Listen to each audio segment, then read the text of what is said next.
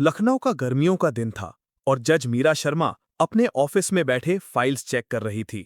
मीरा 35 साल की एक फियरलेस और ईमानदार जज थी, जिन्होंने अपने करियर में कभी कॉम्प्रोमाइज नहीं किया। उनके ऑफिस के दरवाजे पर एक young police officer inspector Arjun Singh खड़ा था। अर्जुन एक सीजन्ड ऑफिसर था, लेकिन हमेशा मीरा की ऑनेस्टी और इंटेलिजेंस का फैन रहा था। मैडम, आपको एक केस के लिए तुरंत अटेंशन देनी होगी, अर्जुन ने कहा। मीरा ने लिफ्ट किया आंखें और पूछा, क्या केस है अर्जुन? अर्जुन ने रिपोर्ट दी। कविता देसाई नाम की लड़की पर इल्जाम है कि उसने अपनी एम्प्लॉयर के साथ मिलकर कंपनी के पैसों का घोटाला किया है, लेकिन एविडेंस के हिसाब से बहुत डिस्क्रिपेंसीज हैं। लोग कहते हैं कि पावरफुल लोग केस को इन्फ्लुएंस कर रहे हैं। मीरा ने गहरी सांस ली और बोला, अर्जुन, सच को समझना होगा। हमारा काम सिर्फ जजमेंट देना नहीं, न्याय देना है।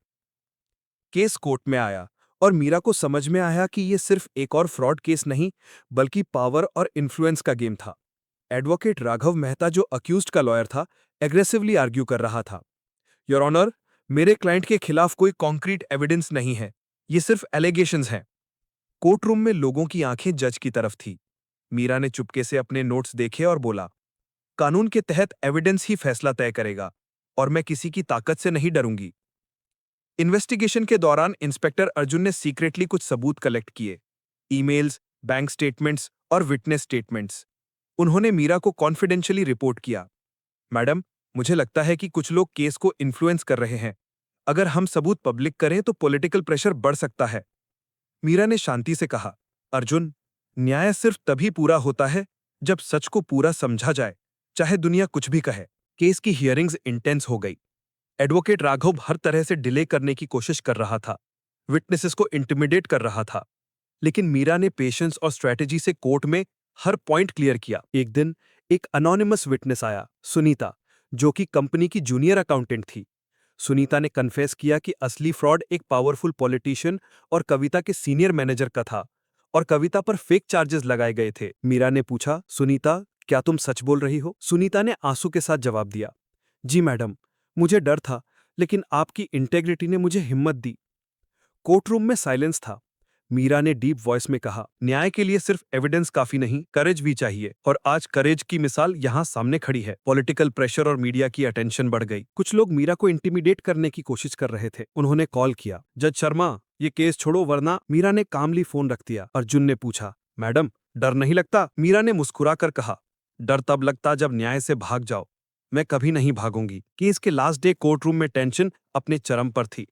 राघव ने एग्रेसिवली प्ली किया, विटनेसेस को चैलेंज किया, लेकिन मीरा के क्वेश्चंस शार्प और प्रिसाइज थे। कविता देसाई, क्या आप सच में इनोसेंट हैं?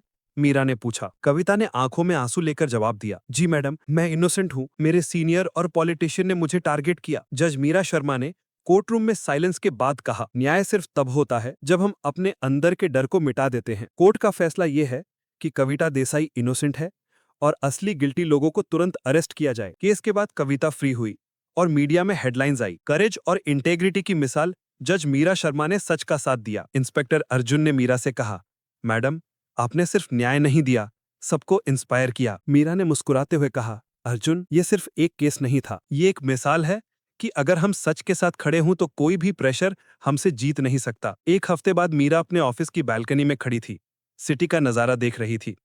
अर्जुन ने पूछा, मैडम, आपको अब भी केसेस का स्ट्रेस नहीं लगता? मीरा ने जवाब दिया, स्ट्रेस तब लगता है जब न्याय कॉम्प्रोमाइज होता है। जब तक सच और इंटेग्रिटी साथ हैं, तब तक इंसाफ जीता हुआ है। सबक, कानून के अंदर भी इंसानियत की जगह होती है। न्याय देना सिर्फ लॉ बुक्स का काम नहीं, करेज और इंटेग्रिटी का इम्तिहान है। अगर आप सच के साथ खड़े हों तो कोई भी पावर आपको तोड़ नहीं सकती।